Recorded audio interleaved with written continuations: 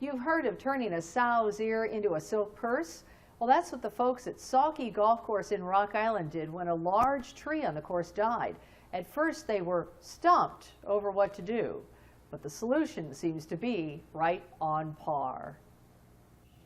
This is all that was left of what was once a stately old oak tree at Saukie Golf Course. The tree died and was missed by not only golf course personnel and golfers, but residents whose homes back up to that part of the course. It was one of the largest trees on the golf course and beautiful, green, very, very, very vivid. And in a year's time, it died, and we don't know the reason why. Some say it was a root disease, others say it was the weather. But it just died in 1 year's time, and it was one of the most beautiful trees probably in this part of the city. And it just made all of us sick to see the thing go.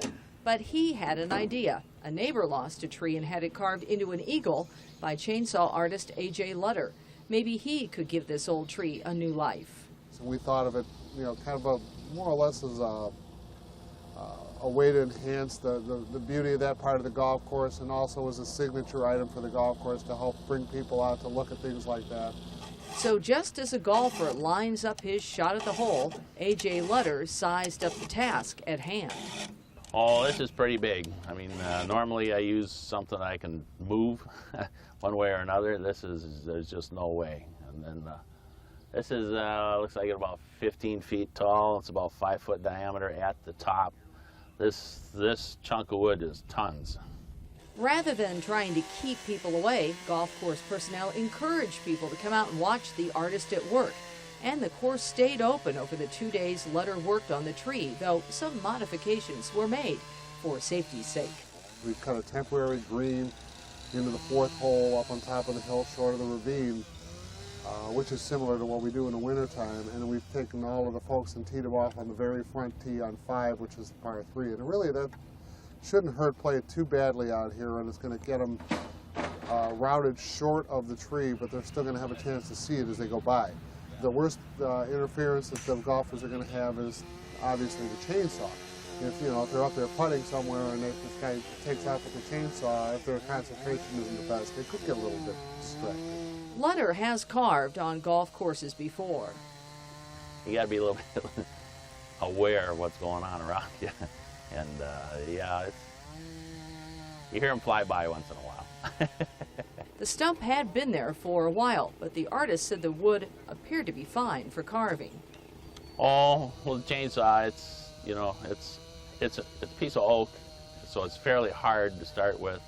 But with chainsaw, it's just a matter of sharpening it at the right angle, to make it work right for you. And it'll be hard work. My hands will be beat red by the time I'm done with it. Oh, it's mostly chainsaw, and then I'll get in and clean it up with say angle grinders and die grinders. I'll put a little more detail into it, and maybe some flap sanders in certain places, to give you a little different texture, and basic tools. The carving was paid for through donations and the sale of raffle tickets for this Lutter piece. They didn't want the public footing the bill, even though it's felt the end result will enhance Saukie. It's going to be something whimsical. It's going to make that hole kind of a signature hole, because I'm sure it'll get named the Bear Hole or something like that. It's just kind of an opportunity to add something that will last by the folks that are around today and the people that are helping support the golf course, and kind of make a statement that we want this to be a long-term, beautiful place. A.J. Lutter left behind a work of whimsy, Saukie Bear Hollow.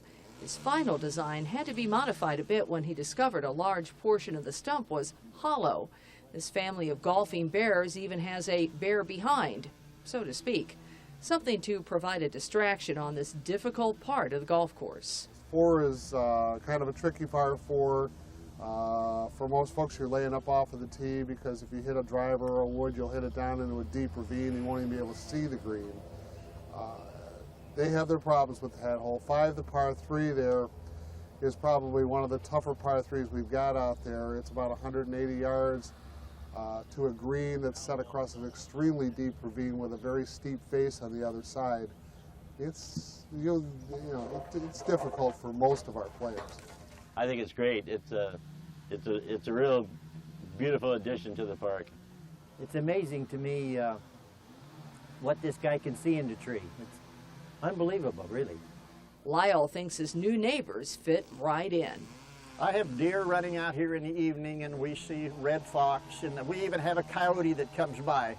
And I think this is a signature hole, we call it, and it's going to just enhance the golf course. Even a golfer having a bad day on the links will find it hard to feel teed off once they see this.